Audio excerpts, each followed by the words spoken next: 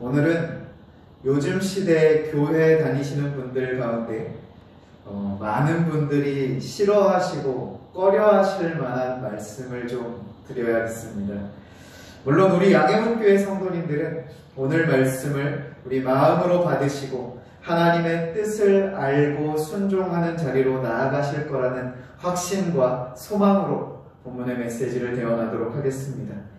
제가 왜 시작부터 겁을 주면서 시작을 드렸는가 하면요, 오늘 많은 교인들이 좋아하는 것과 싫어하는 것이 하나님께서 원하시는 것과 같지 않은 경우를 너무나 많이 보게 되기 때문입니다.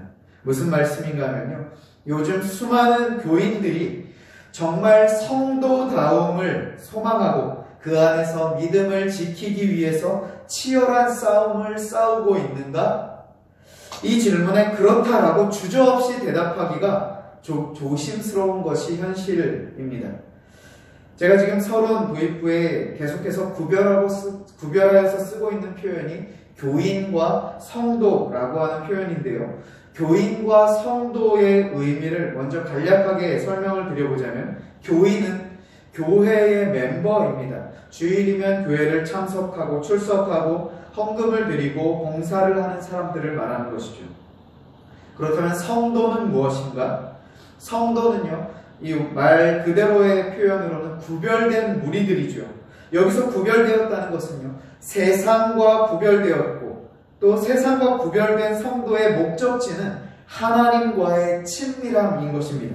즉 성도는 세상과 구별되어 하나님과 친밀한 관계를 맺는 자들을 가리키는 매우 영광스러운 호칭인 것이죠. 진정한 그리스도인이라고 한다면 교인의 자리에 머물러 있어서는 안 됩니다. 대부분의 경우가 시작은 이 교인의 위치에서 그 신앙의 여정을 시작하게 될 것입니다.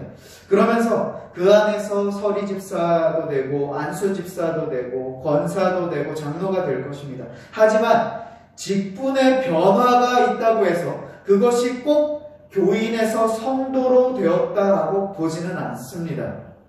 교인에서 성도가 되는 것은요, 신앙생활의 어떤 경력이 몇 년 이상이 되어야 하고 헌신은 어느 정도를 해야만 하고 어떤 교육 프로그램을 이수해야만 마치 회사에서 승진하듯이 교인에서 성도로 올라가게 되는 것은 아닙니다. 교인에서 성도가 된다는 것은요, 등록한 그 교회를 통해서 정말 예수 그리스도를 인격적으로 만나고 그분만이 나의 인생의 주권자이십니다, 통치자이십니다, 왕이십니다 하는 것을 진정으로 인정하고 나의 삶의 가치관이 완전히 변했는가 하는 것이 기준이 되는 것입니다. 그렇기 때문에 단 하루를 다녔다 하더라도 완전한 회심과 변화가 일어났다면 그는 진정한 그리스도의 제자요 성도인 것이고요.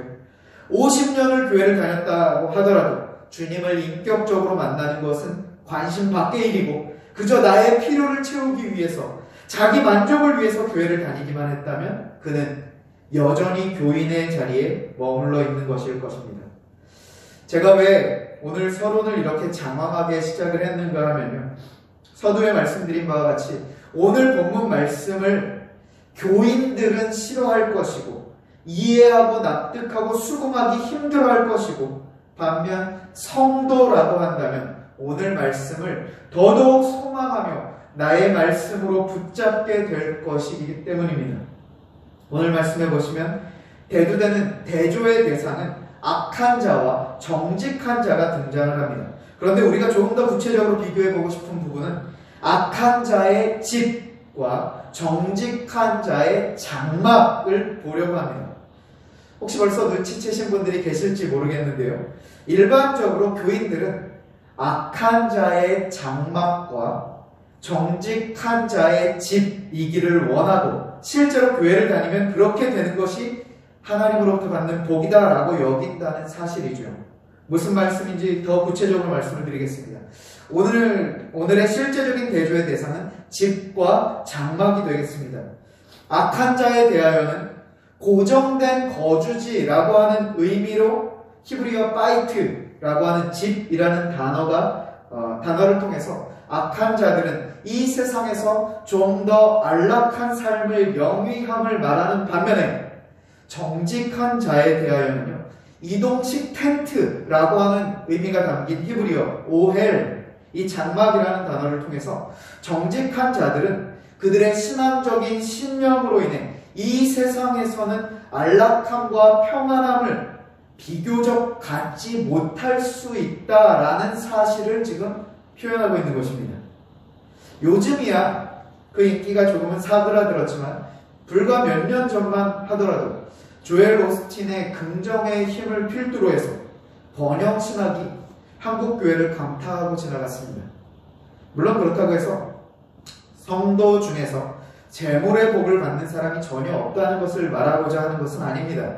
그리고 하나님으로부터 받는 복이 재물의 복은 아니다라는 것을 단정지어 말하고자 함도 아닙니다. 하지만 신앙적 신념을 저버리는 악한 자는 하나님까지도 외면하고 무시한 채 재물을 얻는 일에만 매달린 나머지 이 땅에서는 안정을 누릴 수 있고, 정직한 자는 그 신앙 때문에 경제적인 복을 누리지 못할 가능성이 높을 수 있다라는 사실을 말씀드리고자 하는 것입니다. 그것에 대한 비유를 오늘 본문에서 집과 장막의 대조를 통해서 말하고 있다는 것입니다. 그런데 보십시오. 거기서 끝이 아니라는 사실입니다. 제가 앞서 말씀드렸다시피 성도라고 한다면 오늘 말씀을 정말 간절히 나의 말씀으로 붙잡고 나아가게 될 것이라고 했는데요. 바로 이것입니다. 악한 자와 정직한 자의 결국을 보자는 것이죠. 악한 자들은 불의한 방법으로 재물을 이 땅에서 획득할 수는 있겠으나 그 결국은 어떻다라고 합니까? 망하리라. 이것이 이 땅에서 망하는 것을 꼭 가리키는 것은 아닐 것입니다. 왜냐하면 하나님을 믿지 않는 재벌들이 이 땅에서는 죽는 순간까지도, 아니 그 자손 대대에 이르기까지 그 부가 이어지죠. 그렇기 때문에 여기에서 악한 자들의 망함, 악한 자들의 집이 망한다는 것은 세상에서 그 기업이 망하는 거로 해석할 수 없습니다. 그런데 그들은 결국 망한다라고 오늘 본문이 선언하고 있다는 것이죠. 그렇다면 그들이 망한다는 것은 무엇을 의미하는 것이겠습니까? 사후의 상황을 얘기하는 것이다라는 말씀이죠. 하나님을 모른 채 이 땅 안락한 집에서 남부럽지 않게 산다 해도 하나님을 모르는 그 악함으로 인해 그의 영혼은 영원의 시간 속에서 망할 것이다. 반면 하나님을 믿는, 믿음을 끝까지 지킨 자들의 예는 어떻습니까? 우리 주기철 목사님, 손양원 목사님 등의 이 신앙적인 거장들의 모습을 함께 보시지 않으셨어요? 그분들이 이 땅의 집에서 거주한 인생이었습니까? 오늘 본문과 같이 그분들은 장막에서 거주한 인생이었습니다. 외부에서 보면요, 불편하고 또 심지어 불행해 보이기까지도 한 이 땅의 인생길 아니었습니까? 하지만 정직한 자들의 결국은 무엇입니까? 그들의 장막은 흥하리라. 아멘. 다시 말씀드리지만 이것은 이 땅을 살아가는 동안에 물론 하나님께서 자녀된 우리를 불쌍히 여기시고 긍휼을 베풀어 주셔서요, 재물의 복을 허락해 주실 수도 있지만 오늘 본문이 성경이 말하고자 하는 참된 복은 이 땅의 복을 절대로 얘기하지 않는다라는 사실입니다. 왜냐하면 이 땅의 것들은 장차 사라질 것이고 영원하지 못한 것이기 때문에 우리가 진정으로 추구할 만한 것이 아닌 것들이기 때문입니다. 우리 사랑하는 성도님들, 썩어 없어질 이 땅의 것을 얻기 위해 목숨 걸지 마시기 바랍니다.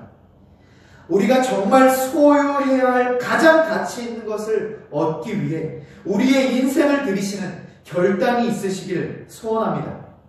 말씀을 정리하면서요.